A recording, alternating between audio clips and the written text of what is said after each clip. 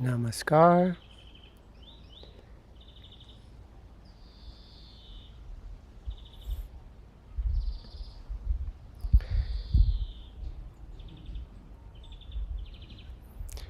Namaskar, Karin. Sorry, I was sick last week. I'm still a little bit sick this week, but I'm well enough to do the thing, but my voice won't sound very good. Can you hear me okay? No problem?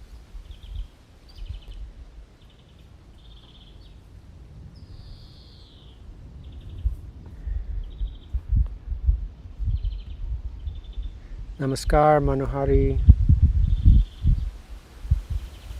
Apologies for last week. I was sick and also traveling. And you can hear me fine, right? Okay, good.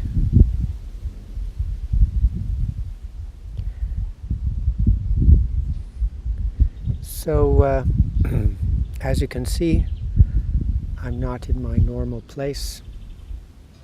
I'm at our retreat center in Germany called Madhu Karuna, and we've just finished our summer sectorial conference, which was nice. A lot of beautiful Kiirtan, a lot of inspiring speeches by other Dadas and Didis, and very hot weather, like I'm sure you're getting also. I think the thing that I enjoyed most was the Kiirtan, and also it's just very nice being outdoors, and yeah. And tomorrow the day after tomorrow I'll be heading back up to Denmark. So I just have my computer today. I don't have my normal microphone set up, so it'll be a little bit primitive, but I hope it'll be okay. And we'll have to see. We can do a little test if you can hear the meditation music. Just let me know whether you can. Can you hear the meditation music coming in the background?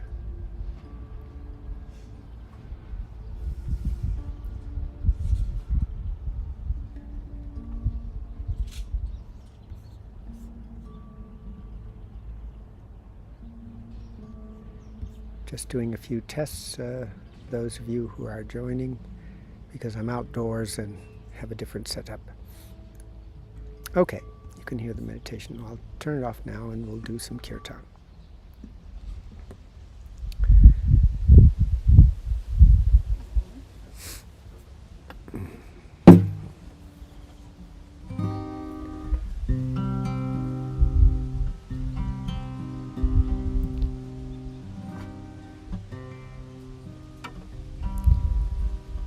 Okay, so just in case there's anyone out there who has not done Kiirtan before, we will chant this beautiful mantra, Baba Nam Kevalam, which will translate as only love everywhere.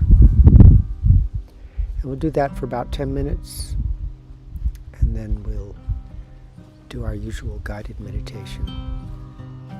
And I'm quite close to a lot of other people, so there may be some other sounds in the background also. Baba Namo Kevalam, Baba Namo Kevalam, Baba Nam Kevalam, Baba Namo Kevalam, Baba Namo Kevalam, Baba Kevalam, Baba Nam Kevalam, Baba Nam Kevalam, Baba Nam Kevalam, Baba Nam Kevalam, Baba Namo Kevalam, Baba Nam Kevalam, Baba Nam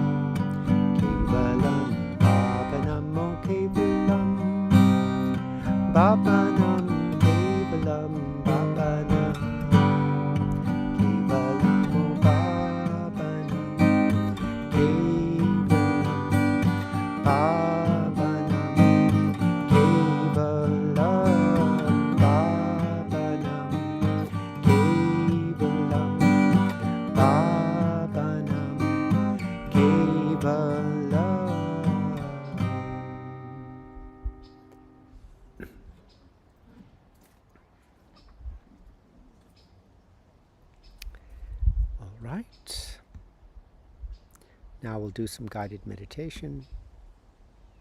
I'll bring up some meditation music.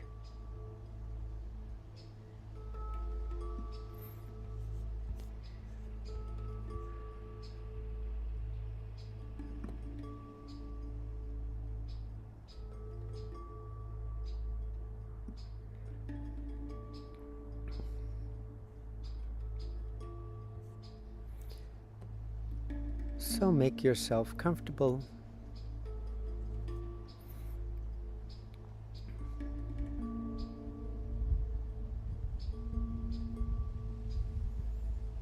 For those of you who have the second lesson of Ananda Marga meditation, which is a lesson that it's a mantra that you repeat before you start any new activity. And basically the spirit of the mantra is, I am not the doer. The subject, the object, the verb, the meditator, the meditation, and that which is being meditated on, everything is the one divine consciousness. So seeing the one in the many. If you don't have that mantra, then just take the thought, I am not the doer.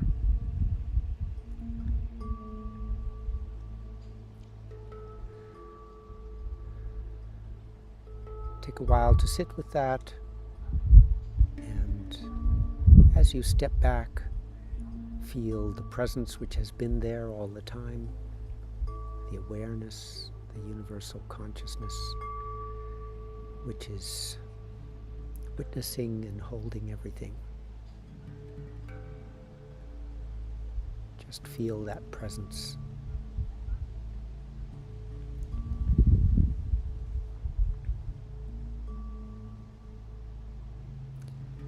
Take a moment to check in physically.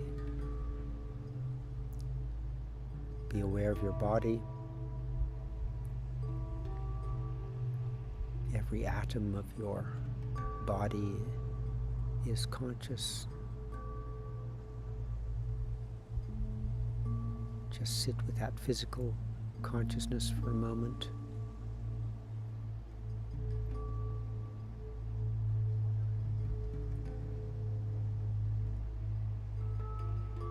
Pay a little attention to your posture. How you sit affects how you feel. Your spine should be straight but not stiff.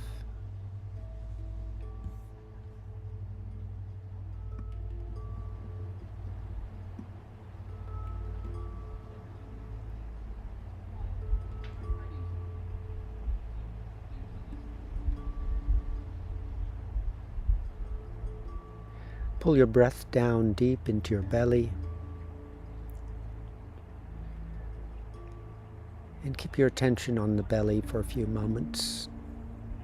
Feel your belly expand as you breathe in, contract as you breathe out.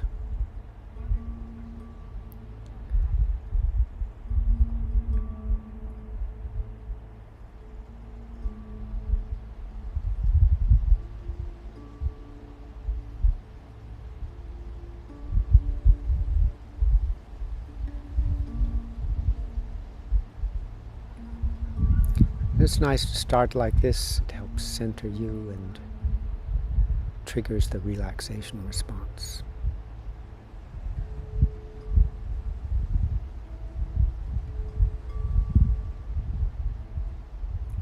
Now look inwards. Connect with your sense of being. The feeling, I am here, your own presence.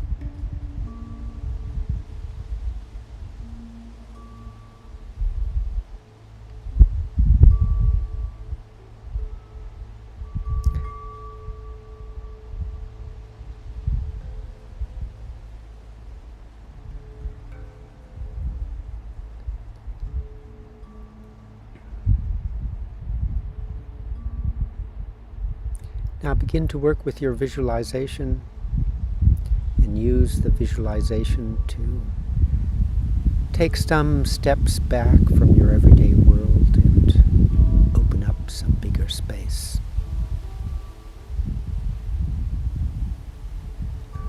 Imagine a tall mountain far away in the distance.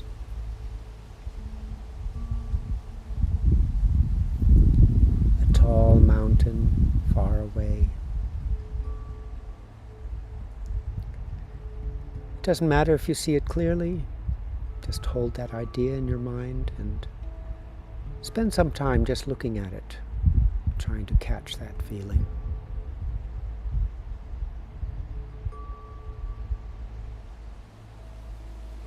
And as you catch the feeling, notice that it's already starting to pull you up and out of your everyday world and open up the space.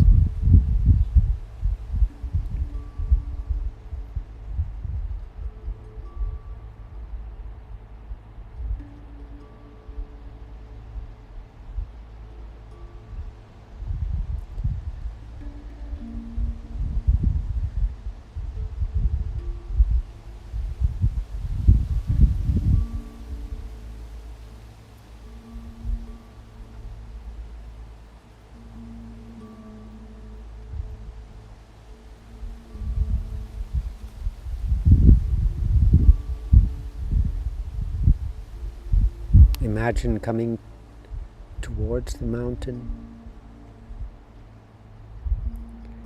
Imagine coming to the top of the mountain.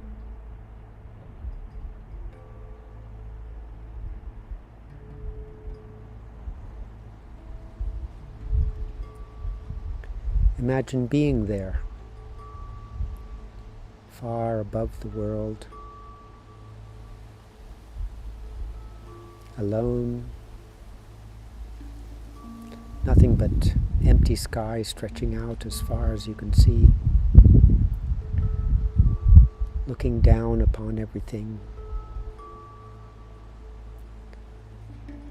a feeling of space, detachment,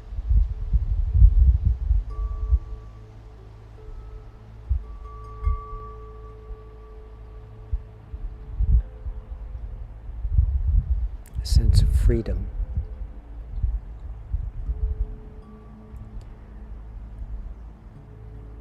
This is an important stage of the meditation, so spend a little time. Try to catch the feeling, try to catch the image, hold it long enough until you feel that sense of space, detachment, a kind of release from the cramped constrictions of everyday world, everyday life.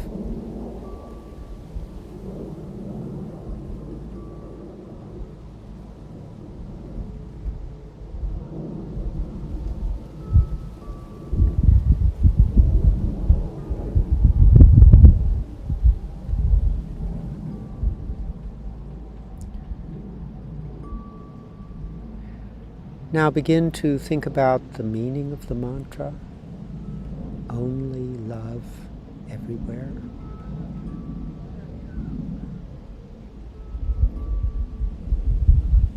And without trying to understand it or analyze it, just quietly or silently repeat that phrase in your mind.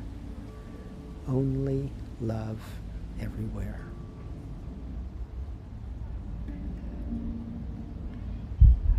Enjoy the sound of it, the feel of it.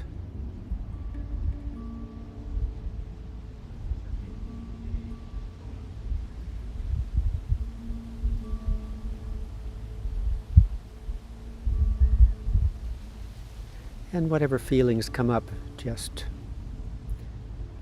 let them come.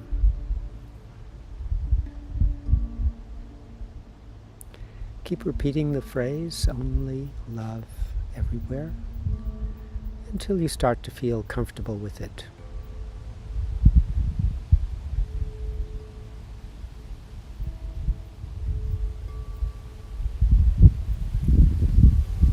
And then begin to engage your imagination.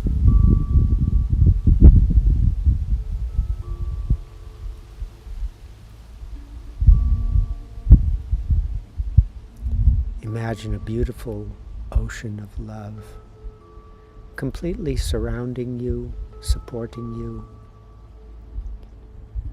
filling up all available space, internally and externally. A beautiful ocean of love.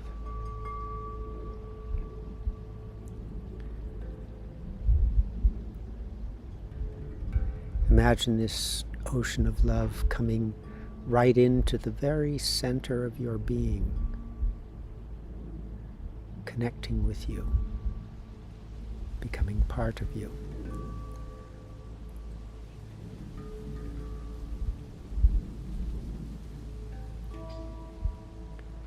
You become it, it becomes you.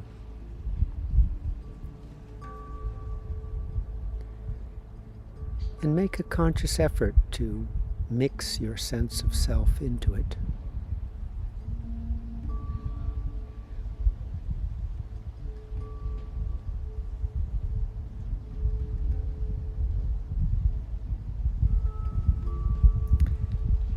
And now expand this ocean of love. Make it as big as you possibly can.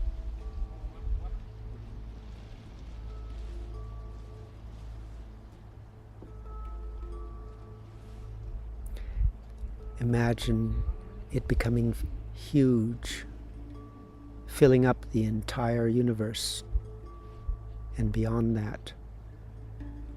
So there is no place where it is not full of this love.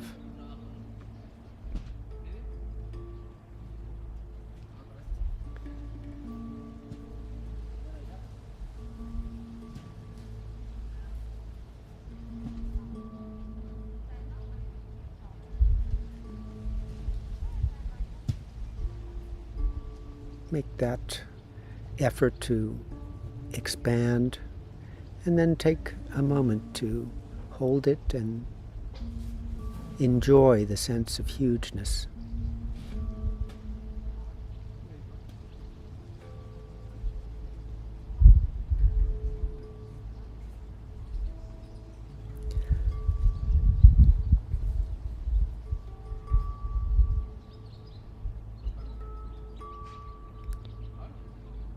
A sense of hugeness, a sense of simplicity,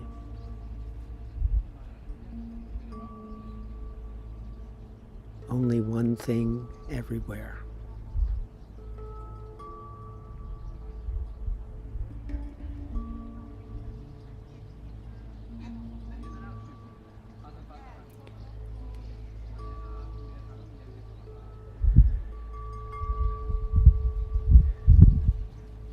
And finally,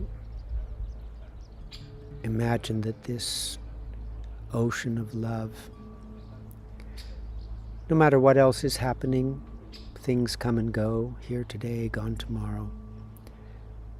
But underneath all of it, whatever may be happening, fast or slow, soft or loud, holding it all, witnessing it all,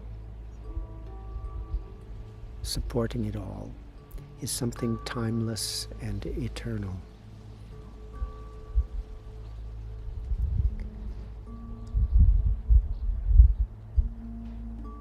And because it's always been there, it's something that consciously or unconsciously you have always known. So take the last moment to just enjoy that sense of timeless presence.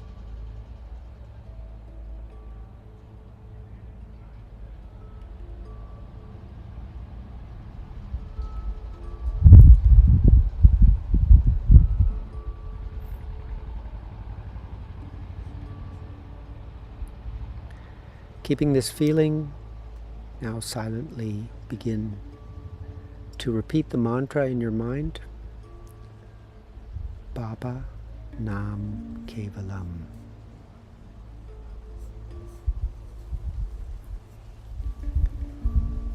Inhale, Baba, Nam. Exhale, Kevalam.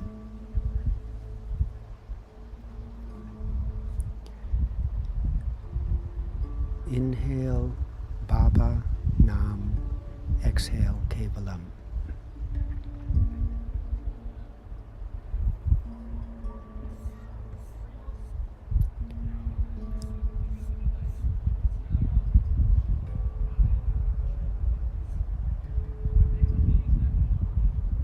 First, focus on the sound of the words. Hear the sound of each word clearly.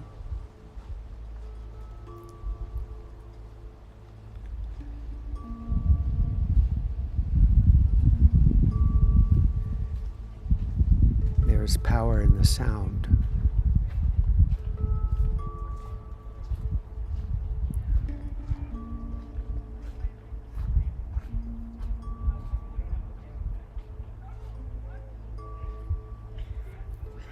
Get into a steady, continuous, even rhythm with your breath.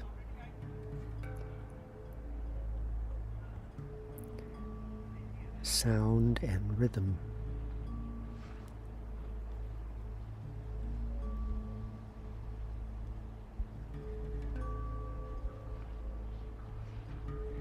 And every now and then, come back to the beautiful idea of the mantra.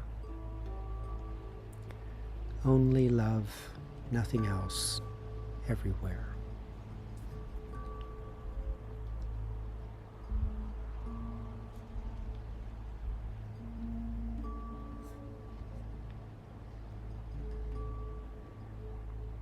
Other thoughts may come and go.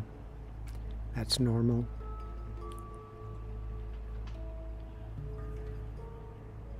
There may be internal or external distractions. That's normal.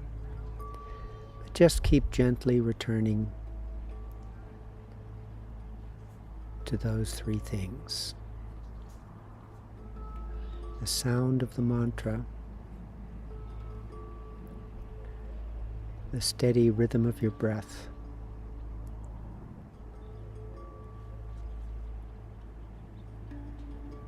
and the beautiful idea, only love everywhere.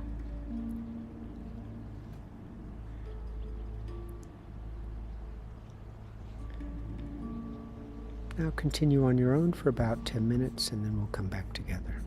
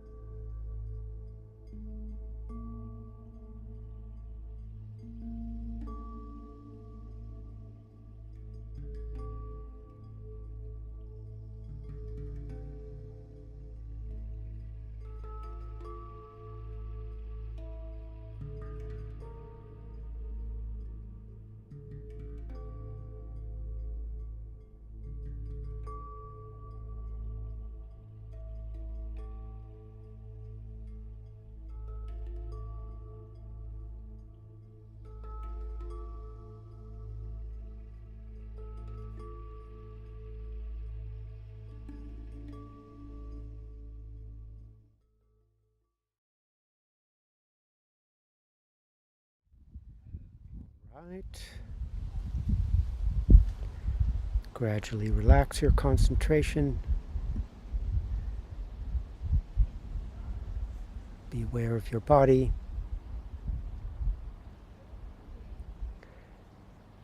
Be aware of the space around you.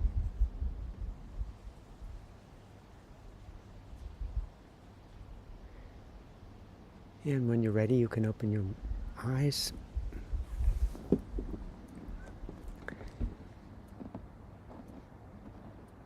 So, as I said, I'm at the annual summer conference for Ananda Marga in Europe, and one of the things that I've enjoyed is listening to the stories of some of the Dadas and Didis. And there was one Didi who told a story about how she met our master, Sri Sri Anandamurti. And,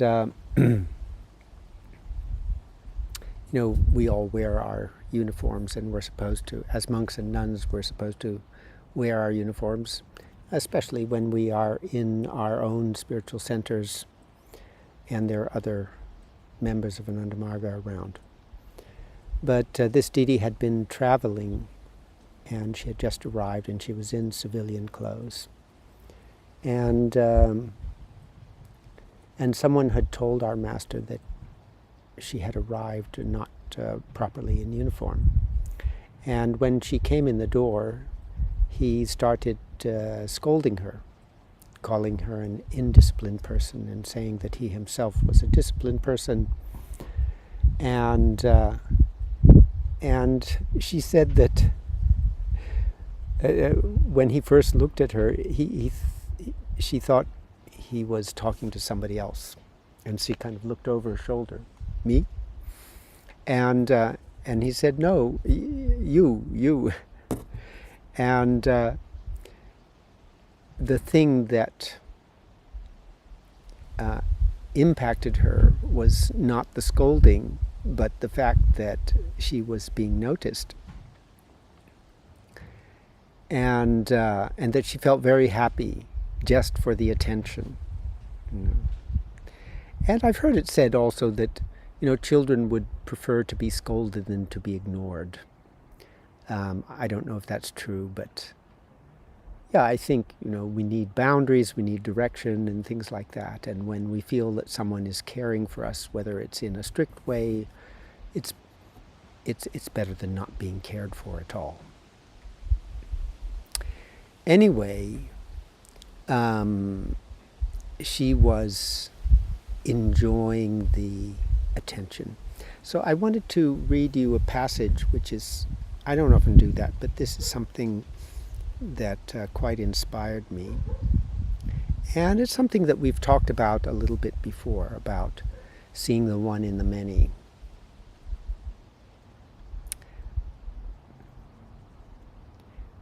A thing that appears beautiful today is not necessarily so tomorrow. Every individual object is in a state of change, and that is why the pleasure which we get from individual objects cannot last permanently.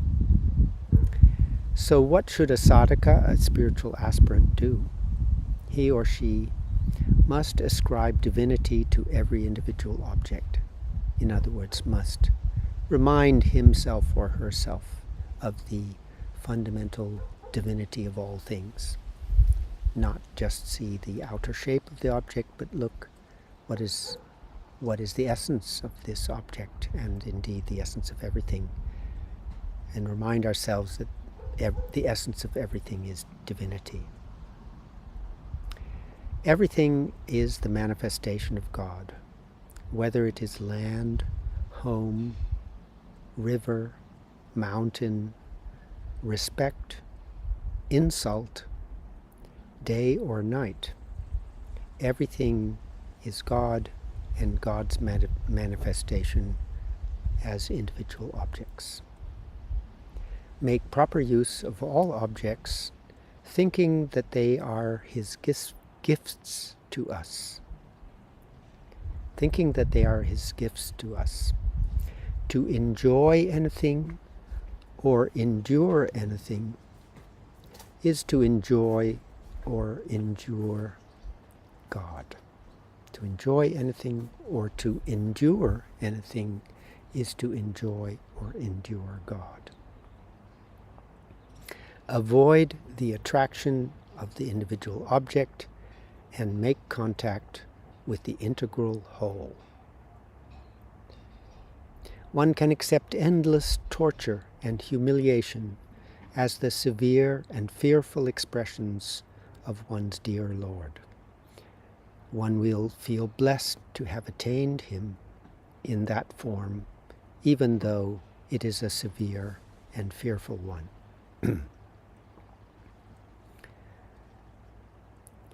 So, I've had a little bit of an experience of that, and perhaps you have too. If you can see the divinity in something, even if it's severe and fearful, there's an element of bliss in it. There's an element of beauty in it. And one feels blessed to have experienced that, to have, if you can see the divinity, you have attained the divinity in that form, even though it's severe or fearful. And if you are able to see the divinity in something, one can accept endless torture and humiliation as the severe and fearful expressions of one's dear Lord.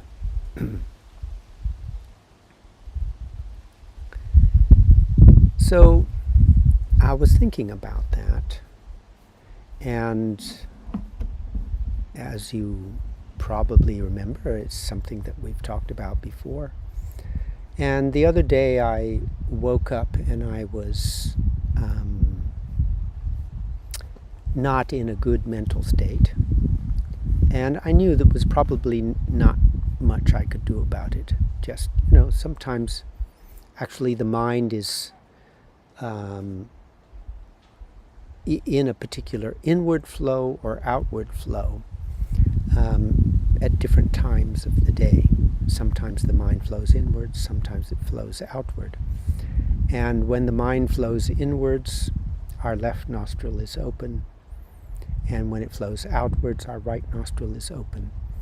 And when the mind is flowing inwards, the left nostril is open. It's very easy because the mind is naturally moving inwards. It's naturally more detached from the outer world. So meditation is very easy, very natural at that time. But it's not always like that. The mind is shifting from, kind of left brain to right brain, from flowing in to flowing out, and that's normal.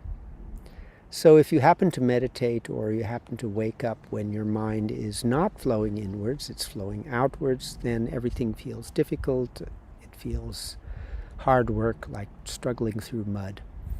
And that's how I was feeling. And then I thought of this idea, which I'd been contemplating for a few days, that if you can... Well, actually, our master put it like this, that if you are not avoiding something and not running after something, if you can make everything one thing, then the mind doesn't either run after or run towards something. It stays balanced. And when your mind is balanced, that's when you feel real calm and bliss. So I thought, let me see if I can imagine this discomfort and in that way. And so I imagined absolute discomfort, past, present, future, inside, outside, everywhere, only discomfort. Right? And it actually calmed me down and I felt better. I think I've shared with you one interesting quote that our master said, anything absolute is God. There cannot be two absolutes.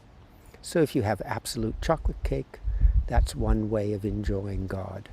And if you have absolute discomfort or absolute embarrassment or absolute shame or absolute any uncomfortable feeling, what makes it worse is when we see it as something limited and we want to get away from it, right? So there is discomfort here. Naturally, I will make an effort to go somewhere else, or if I know it's temporary, I will wait until it is not there, or I will I will try to get out of a limited temporary feeling. And it is this effort to escape which somehow makes it worse. I'm not accepting it. And so if you imagine your discomfort or whatever painful feeling it is, and if you imagine it as something that you can't escape, it's in front, behind, above, below, it's absolute, permanent, everywhere, and there's nothing that you can do to avoid it, then that's all there is. And the mind, as it cannot escape and it cannot run, it becomes still. It becomes quiet and it becomes calm. And that, strangely enough, is what happened to me. So I'm suggesting that you can try that for yourself. When you have imagine some difficult feeling, or when you have a headache, or when you have something, instead of being frustrated about the inability to get away from it, do the opposite. Be with it, imagine it everywhere, imagine it as absolute, as permanent, as something you can't get away from. Imagine it as the one absolute, total being, and see what happens. So equilibrium of the mind, right? When you have two things, and you have something nice over here and something unpleasant over there, the mind will naturally want to go towards that which is pleasant and avoid that which is unpleasant. So that struggle of the mind to get out of something and get towards something else. But if that unpleasant thing is everywhere and always will be, then the mind cannot go anywhere and has to accept it. So I gave this talk a little while ago during our Prout convention, when the idea had first occurred to me. And I tried it again, I think it was yesterday morning or the day before. And so now I've had two experiences of testing it out, and it actually worked. So I think I can pass it on to you and suggest that you might try it and see what happens. Okay, that is what I wanted to share. I apologize for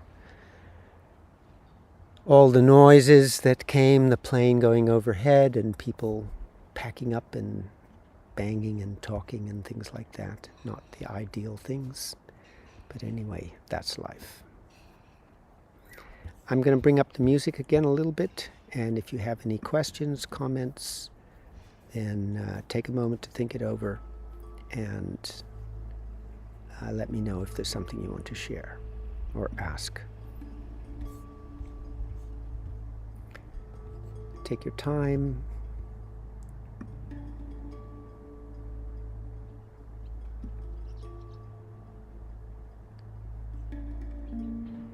Karen says she will try it.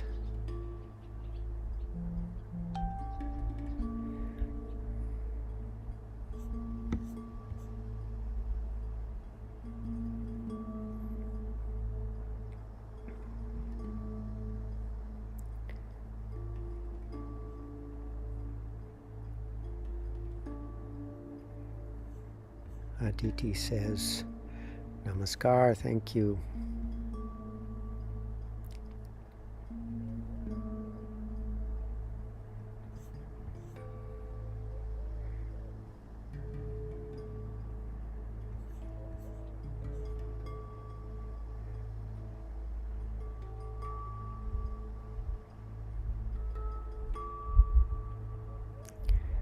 Okay, so let's end there. Thank you very much for joining. Have a lovely week, and I'll be back in Anandagauri next week, so we'll be back to our normal setup. So